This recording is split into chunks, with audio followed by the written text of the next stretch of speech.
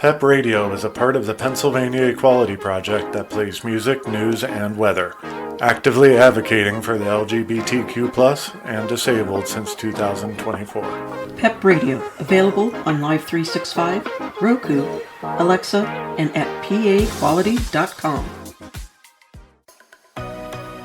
Here at Gay SA Radio, we're very happy to welcome the Othering podcast to our airwaves. Catch the show every Thursday at noon CAT, bringing fresh voices and compelling conversations straight to you. Head over to gsaradio.stream to find out how you can tune in and become part of our family. Don't miss it, only on Gay SA Radio, where you are family.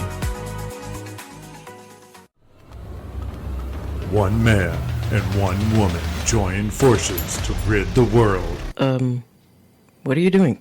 of inequality and fascism. Seriously? I'm trying I'm trying to do a promo here. For whom? What are you doing? Welcome to the Othering Podcast with Mike and Dory.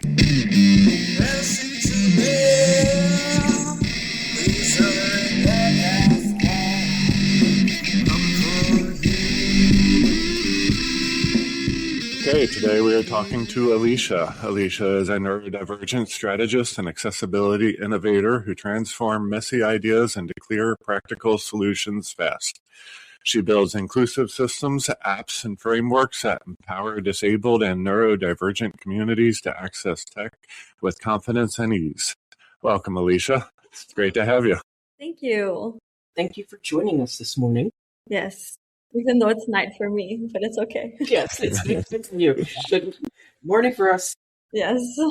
Go ahead. So, you're in technology. And I grew up in technology. My parents both did technology and, studies in that.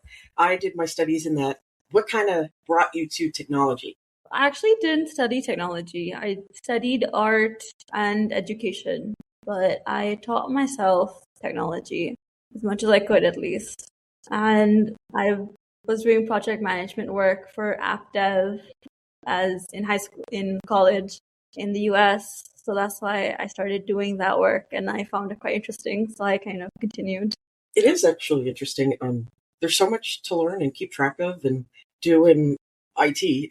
And it's kind of hard to pick just the one thing that personally I like. I guess you could say niche. Do you like in IT? Do you like the art aspect? Yeah, I focus on more of accessibility work. So I started doing web audits for companies and universities on making their websites more accessible, as well as some art galleries in US and Australia. So that was fun. And through that, I kind of went into more of last year, 2025, I was working on some apps for people with dyslexia, for people with ADHD, with different neurodivergence. It's kind of cool. Yeah, that's great. And we need that. I don't see that a lot on websites. A lot of them are just out there trying to look good, not trying to be inclusive. For sure. So that had to have been fun trying to tell them, by the way, this is terrible. So what sort of things can you do on a website to help people with dyslexia? Is it about the contrast in the text, or is there something else? One of the Chrome extensions that I'm building right now is for dyslexia. Like I said, it's called Legible Light. It changes the font to Open Dyslexic, as well as has a reading ruler. So it only gives you 2 lines of text at a time and blurs the rest of the screen. So it's easier to understand and reduces cognitive load. Wow, that's awesome. Yeah, that's really cool. Yeah, because sometimes I'm not dyslexic, but sometimes being able to kind of just focus on 1 or 2 lines at a time kind of helps me. And I mean, I have neurodivergence, but sometimes my mind kind of starts wandering when I'm reading, and to be able to focus on just the 1 or 2 lines at a time would be awesome, and not have to worry about pulling out an actual ruler. Yeah, to keep your place. Yeah.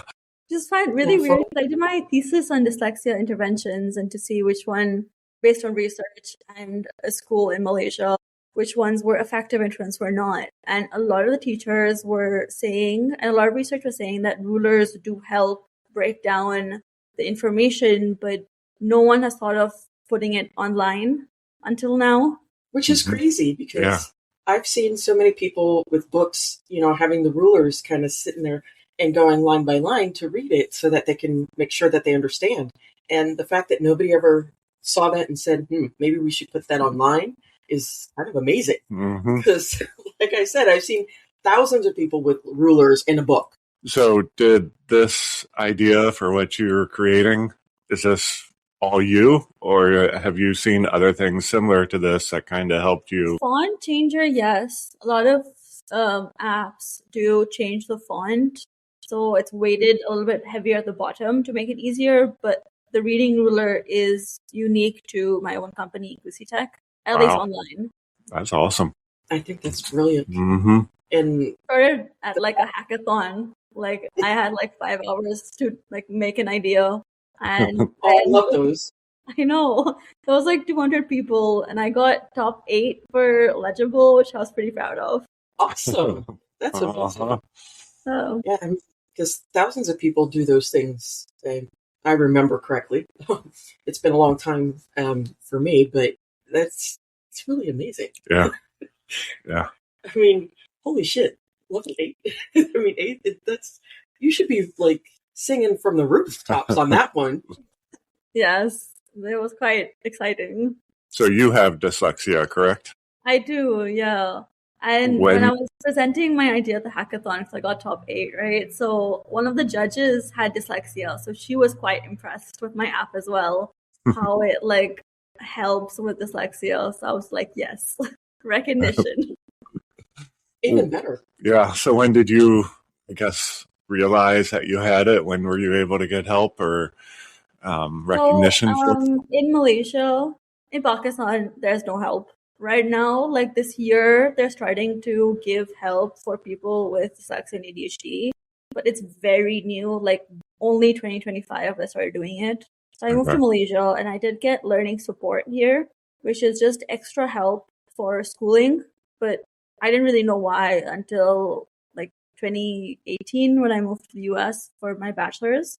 I was studying special ed at the time. And that's when my professor was the one who was showing examples of what ADHD, dyslexia, autism, all these different things looked like. And I was like, wait, everyone doesn't read what I see? Like, this is not everyone's view? Like, wait, what? And then I got tested and they're like, yeah, you have dyslexia. And the fact that nobody caught that is amazing, for one. And I'm glad that Pakistan is finally, able to start helping. But I kind of feel like so many children were kind of lost in that battle of trying to get there. I mean, in the US, we let a whole lot fall through the cracks too, mainly because, here with any type of neurodivergence, if you're female or female presenting and you don't look like you're bouncing off the walls, you don't look like you're struggling because you have A's and B's, they kind of ignore you. And it's still this, I mean, even my children, it's still the same way for them because our 2 eldest kids are, both of them have neurodivergence and nobody would think anything of it.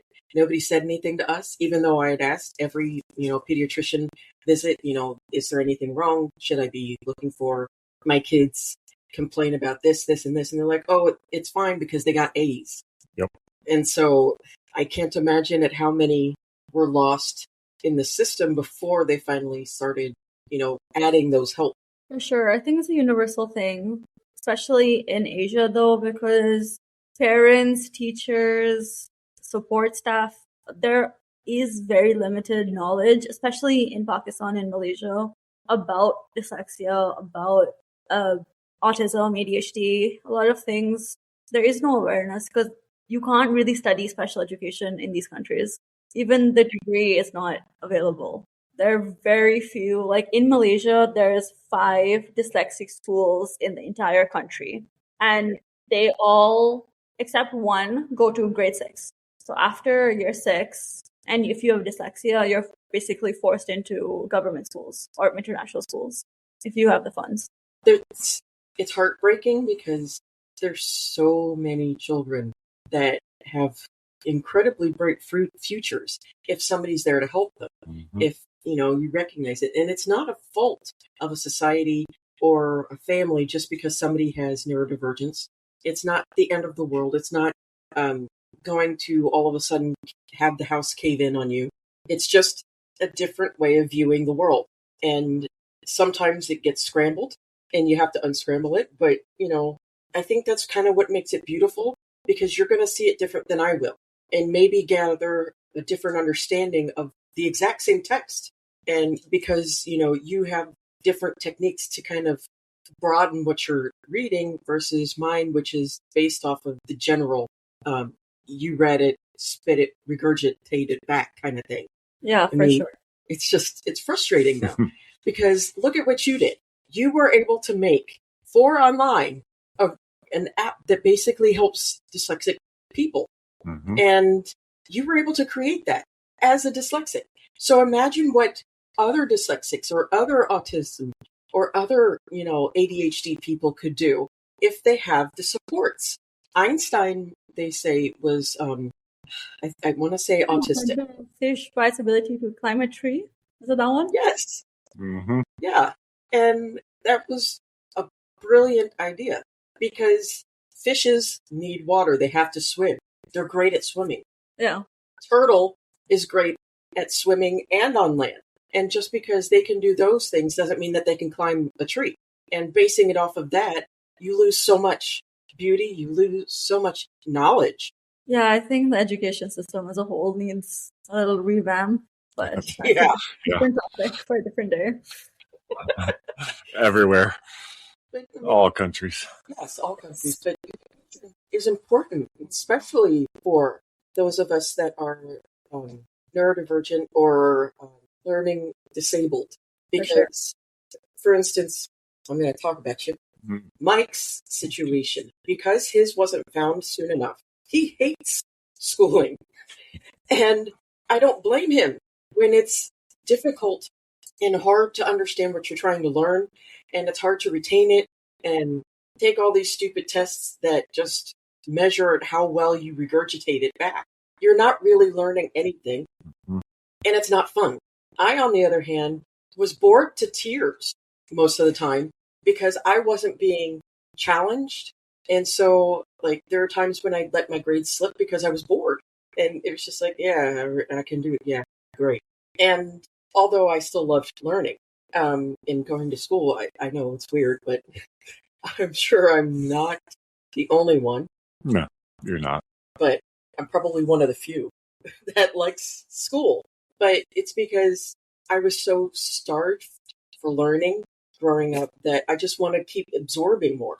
And both of us were failed by the system, and which is a sad thing, because Mike grew up thinking that he wasn't that smart. Yeah, I feel that too. Especially in certain classes where I think in Asia, especially, there's an extra layer of, because you're a girl, you can't do ABC. I remember being the only girl in a woodshop class and enjoying it so much, building stuff with wood and working on door hinges or whatever I was working on at the time. And a lot of teachers, my counselors, a lot of my friends and my friends' parents were saying, but you can't do that though. You're a girl. And I don't know, that pisses me off a bit, because I fixed my own door hinge yesterday because I could. Yeah. That's a skill everybody should have. It shouldn't be based off of whether or not you're female or male. It should be based off, do you want to do it?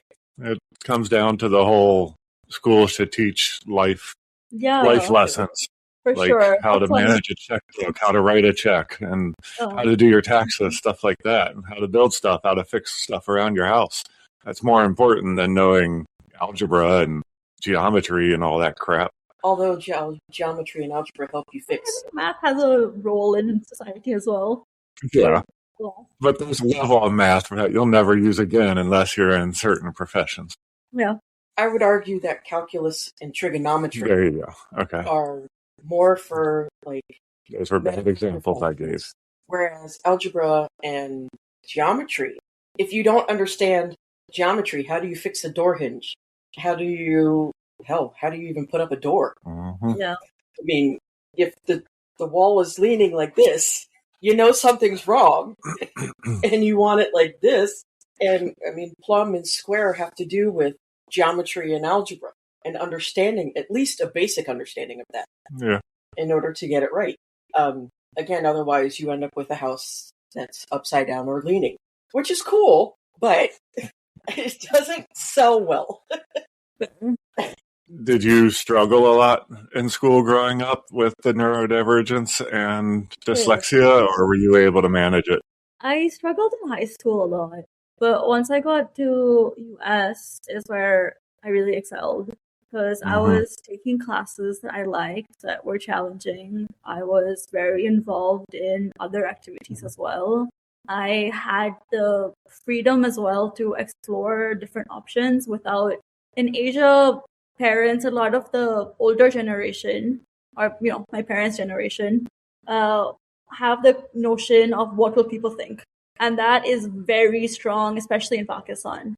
So even when I did my bachelor's in visual arts, I got a lot of what will people think that you're studying art. That's sad because, I mean, people will think you're studying art. I mean, that's kind of what I understand, that culturally, it's different.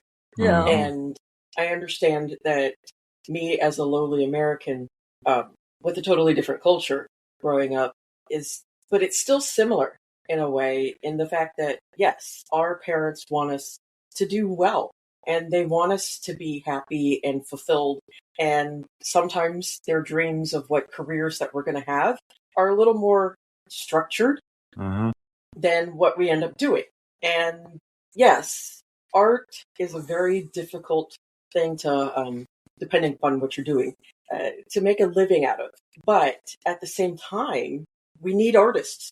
We need people who understand art because not everybody gets it. I mean, I can look at a Pollock painting and I see, well, a 5-year-old could have done that. And maybe you as an art student could be able to see the anger or the anguish within it that just me looking at it just sees. Well, just give a 5-year-old some paint and let them have at it, and they could probably make a Pollock too. And no offense to Pollock lovers, but it's just understanding art helps that, though. Helps the rest of us who don't study art see a beauty in things that maybe we wouldn't. Art is also extremely important in IT. You can make an app, a website, a phone, all you want. If it's not aesthetically pleasing, nobody wants to touch it within a mile. And so we need art. I think for my own business now, especially, I took skills from classes that I learned, like entrepreneurship classes or art classes, and I kind of packaged them into the internet. Basically, Our connection. Go ahead. I don't remember exactly where Dory left off, but when you're making the plugins and everything that you do, are you doing programming? Like actually writing the programming?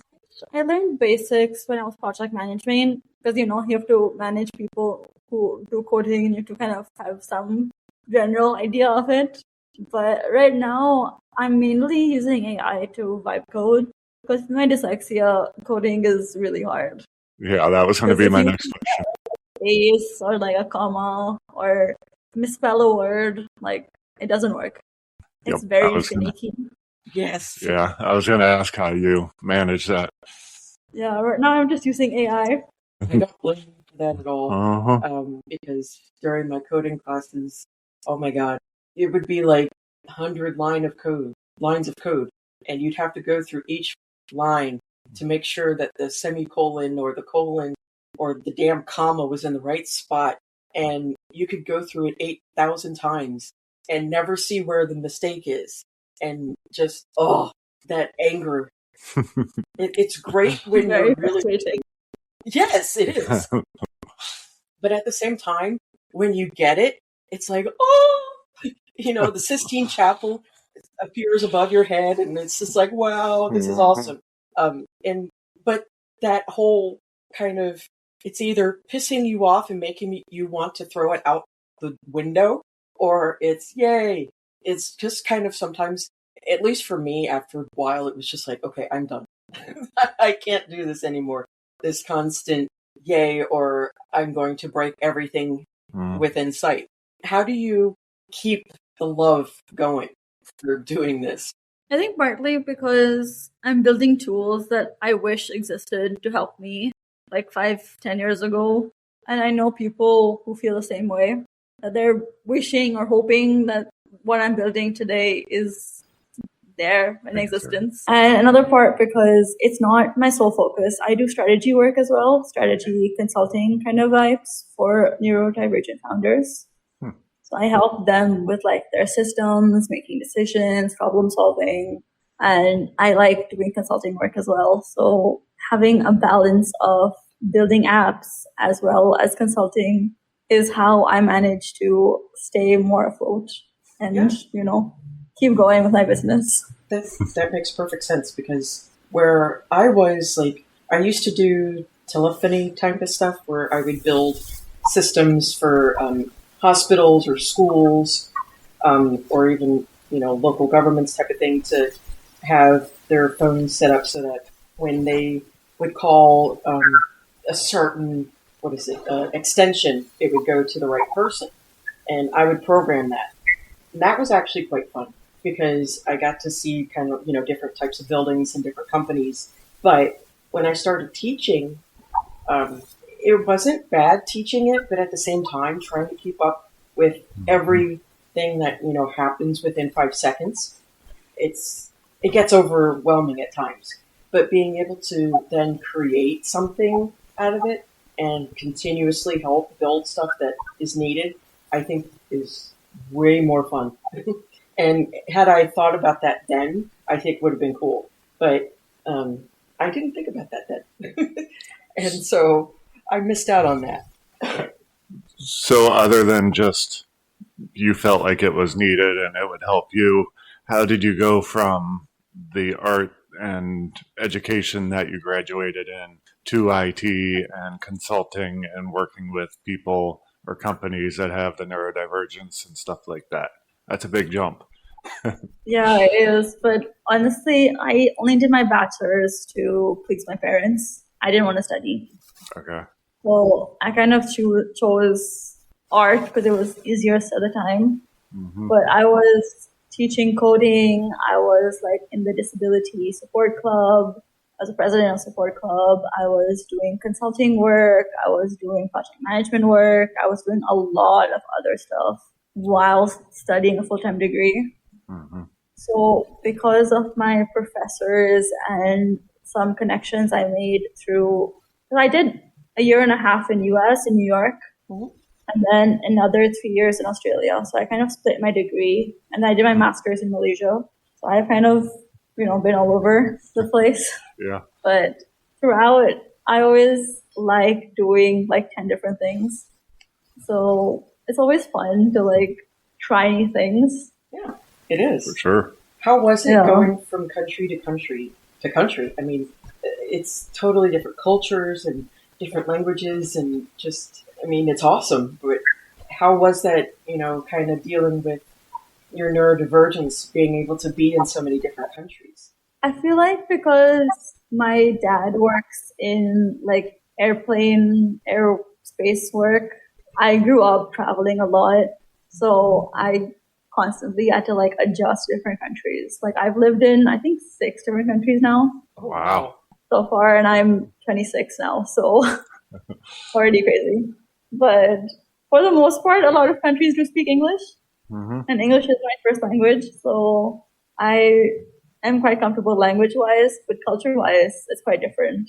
I remember when I moved to the US, I wrote in a journal like all the things I found that Americans did were weird in like this little journal of like all these like random small things. I would love to see that. Yes, me too.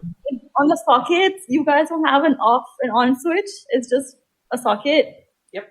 So like in Malaysia and Pakistan, you have like a switch. So if you turn the switch on for it to like charge or work, and they were like ridiculously like small things.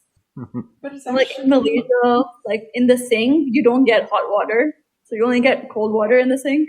So there's like all these like little culture things that like once you live there, you get used to it. As an outsider, when you come to a new country, it's always like, wait, what? I would imagine so, especially like I've read so many different things about people coming here. And like there's a British guy who moved here and he was equating the difference between here and, being in England, where when you go a few hours outside of your country, you're in a totally different country. Yeah. And whereas here, of course, it's one big country, but each state is still like its own little country. And it is very true, because even though we all speak the same language, the culture changes drastically depending upon which region and which part of the region you're in. For sure. Like versus Texas versus like Virginia, even though both are, Southwest and the South, and they both have Southern accents, it's night and day.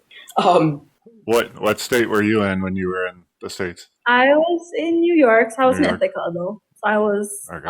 kind of older. Yeah. Which is still different. I moved to Sydney. I was in Sydney for 3 years. Oh, awesome.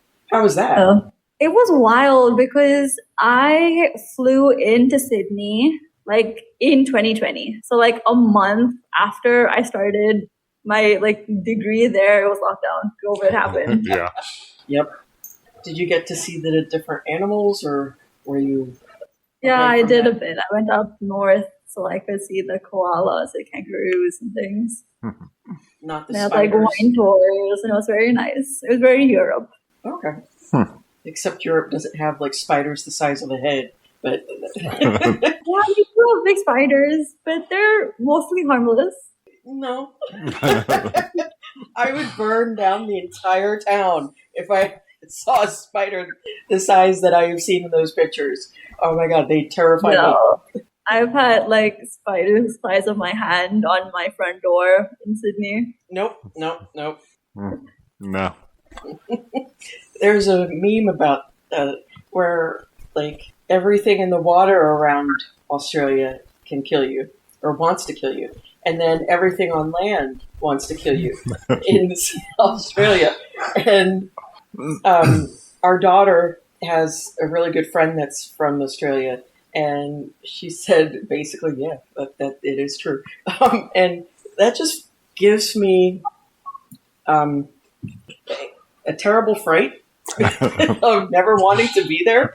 And at the same time, I want to be in awe of anybody who survives living there because of, kangaroos coming out of nowhere and just deciding to box you and, jump on your car. The middle part of Australia is inhabitable, so no one can live there. But pretty much along the coast is where you have all the cities. And like you have the bigger cities and small cities like in the US as well. So it's always cool to see different. Yeah, for sure. Do you feel like learning all the different cultures and everything has helped you in what you're doing now? In a way, yes, because I've seen how people handle situations. And I've taken examples from a lot of different places.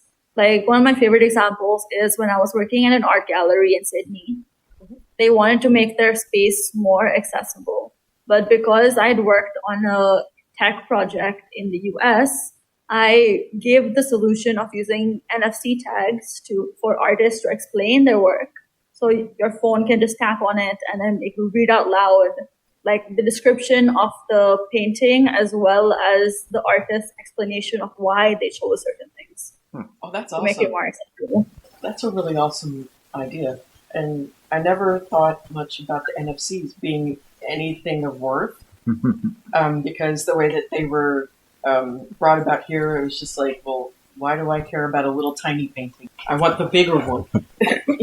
But using it as a way to explain and describe a painting from the artist's point of view, I think is not only great for those that, maybe hard of seeing, what is the term? Not hard of seeing, but like blind. Not necessarily blind. Yeah.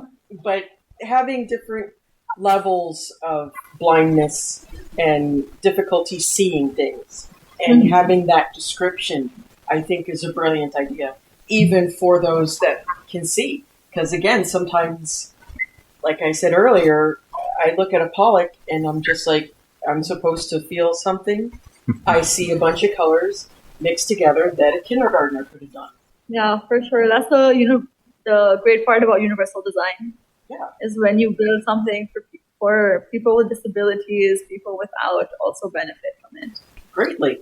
I mean, there's so many things that we benefit from, whether or not you're disabled or, sound body, so to speak. And a lot of times when we talk about accessibility, everyone just think ramps. Yeah. Just ramps to get in, and that's kind of it. Make it wheelchair accessible. That's accessibility. But there's so much more, and it sounds like you really have dug into that and really determined that next level of accessibility and what's really needed. And yeah, for sure. I like finding interesting solutions that don't cost the company a lot of money, which helps me get paid a lot of money also. Yes, which is awesome and brilliant too. And a lot of times the solutions are pretty cheap. It's not that you have to go and redesign the entire building just to be accessible. Sometimes it is just maybe change the type of blinds you have, which can be pretty cheap, or, change the doorknob. And a lot of times when, like Mike was saying, when people think accessibility, they're thinking just ramps and widening doors, which is great. And we need that. But at the same time, there's the smaller things like you've created with the NFCs and it could also be just the type of pen you use or a type of device or app on your phone or computer that can be pretty simply implemented and widely used. And we got to stop thinking so narrow. And hell, even those things are great for wheelchair users too, to enjoy things. Yeah, sometimes the solution is right there, but you can't see it. Yes. Sometimes it's ridiculously small, like having an NFC tag, but makes a massive impact. Yeah. And you need a certain mindset to know what that is and how to find that. And I don't think a lot of people have that. Yeah. I would say I don't have that. Even for the podcast, trying to make it as accessible as possible, I've been struggling with what we need to do and what all we need, and it's tough. Yeah. I mean, it's a blessing and a curse. Mm-hmm. Because sometimes when you go to events and it's not well organized or not accessible, you're like, oh, they should have done A, B, C, D, and all these different things. That is true. But they don't want to hear it. No, they don't. And sometimes it's also easier to pinpoint it coming in as a stranger versus doing it yourself, or when you're in the trenches, so to speak. It's harder to kind of see what could be useful or what is necessary to make it accessible when you're so busy trying to just make it, period. Yeah. So don't be so hard on yourself. It's okay, honey. Well, I'm sure people would lovingly tell us, yo, assholes, this is what you need. Well, nobody's complained yet, so I think we're good. I'm just waiting. So what are some other accessibility tips or things that you've done that maybe aren't widely thought of or known? No pressure. Not to put you on the spot. No, recently I went to another hackathon, because hackathons are kind of popular in Malaysia now. I don't know if they are in the US as well. I think they are, or at least they used to be. Yeah, I think it's come to Asia now. So Asia's getting the wave of all those hackathons. And I was nonverbal for one of the hackathons, and it was really interesting to kind of pressure test how does a Malaysian hackathon handle someone with an obvious disability. Not well, but alas, there's a lot to learn. Yeah. What else did you learn about that though? Were there any specifics that you learned as when you were non-mute in that situation? I think I learned who had the patience and who wanted to learn and who wasn't interested. I had a lot of volunteers basically ignore me because I would use my phone to on my notes app, text messages, like ask where the bathroom is, or, you know, certain questions. But I had so many people like ignore me basically and just pretend they didn't see my phone or me. And yeah, it was not fun. No. And that's kind of, wow, just wow. I mean, I don't care what country you're from. If somebody needs help, or, you know, if somebody's trying to communicate with you, and yeah, of course, there are going to be times when you can't understand each other, but the fact that you were giving notes or, you know, things like that, well, there's no excuse. Yeah, it took me like, I think half an hour to find the bathroom at that time because no one was helping me. And I have a skin condition as well where I get blisters on my body with any like friction or anything. So it feels like I'm walking on fire essentially on my body, or I'm in fire, and it gets really painful. So I was just like, I'm in pain. I'm nonverbal. I need the bathroom. Can someone help me? Yeah. Yeah, that's awful. That is awful. And I'm sorry that you experienced that anywhere, because again, as I mentioned before, though, that sometimes those of us that are nonverbal or are fully blind or, you know, wheelchair user full time can offer just as much of a great idea as somebody who's considered, you know, the ideal able-bodied person. All right, ghost, go away. Sorry, there's like static going on periodically in my ears. Yep. And it's really annoying, and I don't know why, but we call it a ghost. But it could be, it may not be, I don't know.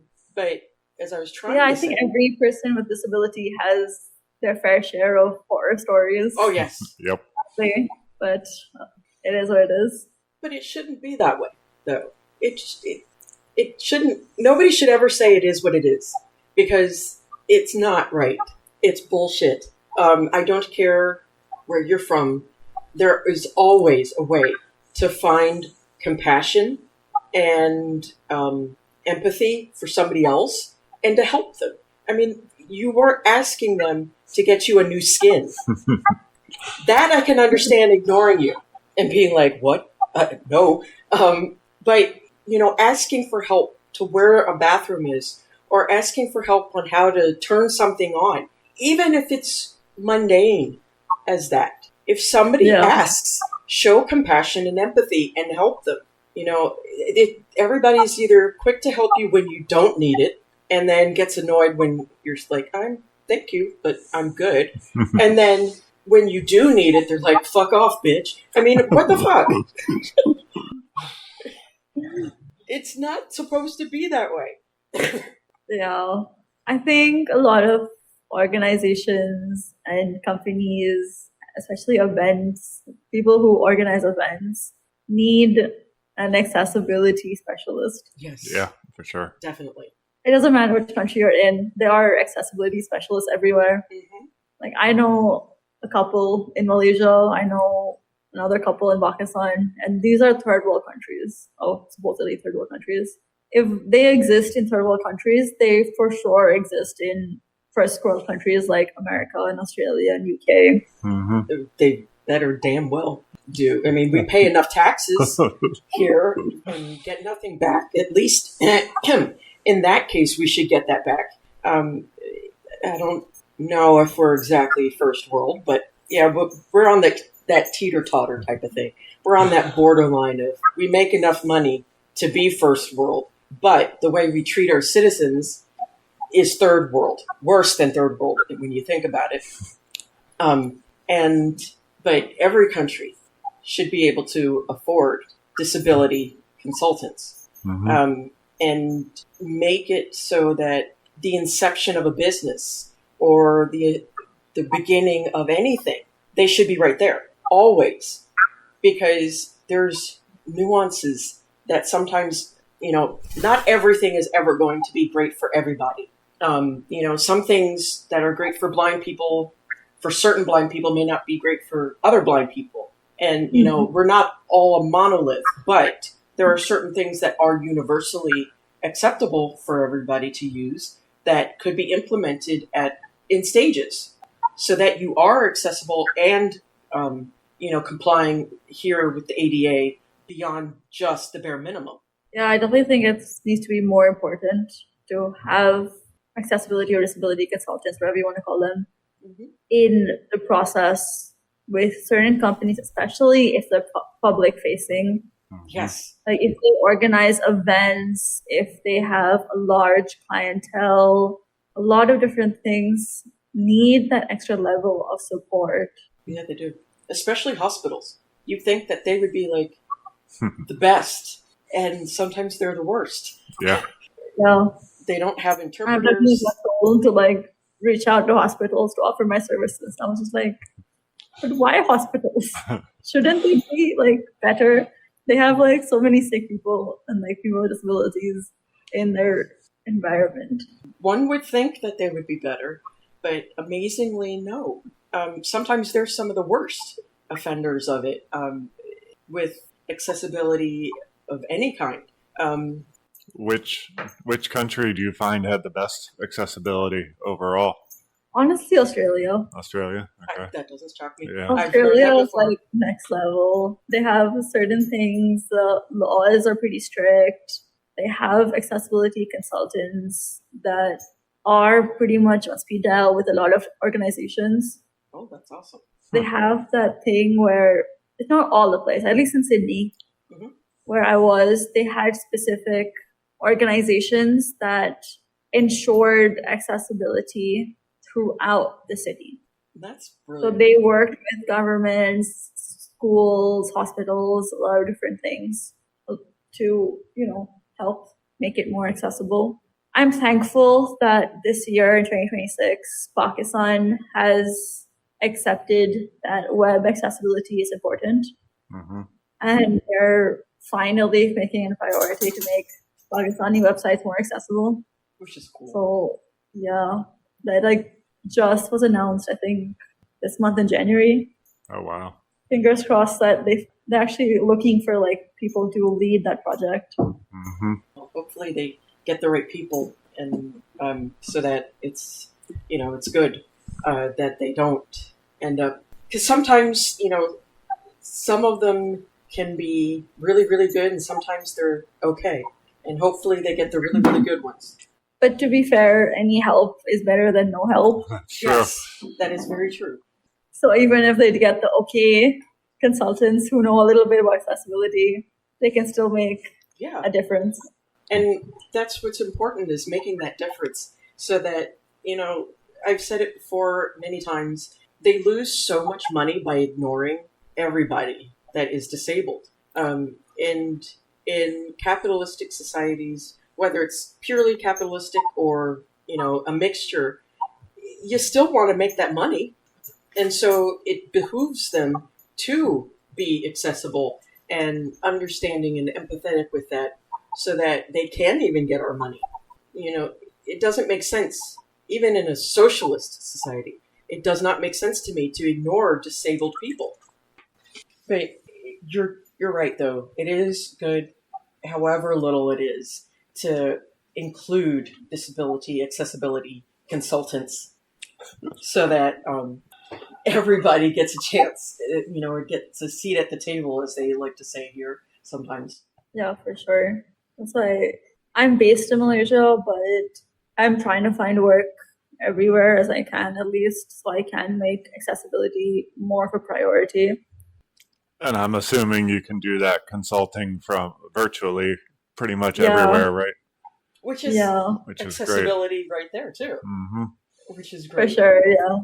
Because, a lot of times, especially here, that hustle culture of you got to be in front of a boss and you got to do it from 9 to 5 type of thing, isn't very conducive for a lot of people, whether or not you're able-bodied or not, or, non-neurodivergent. And including that, I think, having that luxury of being remote and including it going forward, I think is really important, because that includes so many people. That includes mothers, too. And, fathers that are necessarily staying at home with their children. And, having that flexibility, creates even more, what is the word? Having a brain fart, sorry. It's all right. But yeah, I get what you mean. Yes. Some companies do request me to be in person. Like I know as a Bali company and a Singapore company and a Pakistan company, they all want me to like be physically in Pakistan, even though like I'm available on like Zoom or Google Meet or whatever. I'll adjust my time zones. Like right now it's like 11:07 at night, but I'm still like talking to you guys. Like I don't mind adjusting my time zones for work or work adjacent stuff. Right. Like this podcast, but like it bugs me because why do I have to be in the same country or the same room as you to like tell you what accessibility you need to do? I think it's kind of an oxymoron, being in the room with the person face to face, telling them how to be accessible. I think it's I think the term is anathema, oxymoron, things like that. It's just like, what? That doesn't make sense. I would think that as a disability accessibility consultant, it would be more important to be remote in, making sure that aspect is good before, moving on to physical needs within the building. That I can understand needing to be there because sometimes you can't see everything, and not everybody wants to walk around with their laptop and saying, see, here you go. And it just doesn't always work. A lot of the work that I do is about like strategy work, policy work, or website stuff, which all can be accessed by like sharing your screen online. I don't have to sit next to you. Right. Yeah. It doesn't make sense in that case. But sometimes that mentality of, if I'm not near you and I don't physically see you, then how do I know you're actually doing work? And it's that mentality, which I don't understand, because then how do you trust people doing homework? How do you trust anything that a person says just because they're right near you? Doesn't mean anything if you can't trust them when they're not physically with you. So it boggles my mind. For sure. All right. Well, we probably should start wrapping it up. It's late there. I was trying to give a little extra because we had a lot of technical difficulties to get the hour in there. Go figure, 3 techies and we have technical difficulties. But thank you so much for joining us. And do you want to let people know where they can find you on social media or anything like that? On LinkedIn, it's Alysha Baig. On my website, it's acoustitech.com. are the main 2 places that you can find me. Okay. I'll put those in the show notes below. Thank you so much. It is an honor to get to speak with you and have a good night. Get some rest. Thank you. Have a good day. Have a good Saturday. Thank you. Thank you. Let us know how it is tomorrow. Bye. Thank you for listening to the Othering Podcast by Mike and Dory. Please like and follow us on all of your favorite social media. The Othering Podcast is produced by LoudCore Productions, graphics by Josh, and music by Jordy James.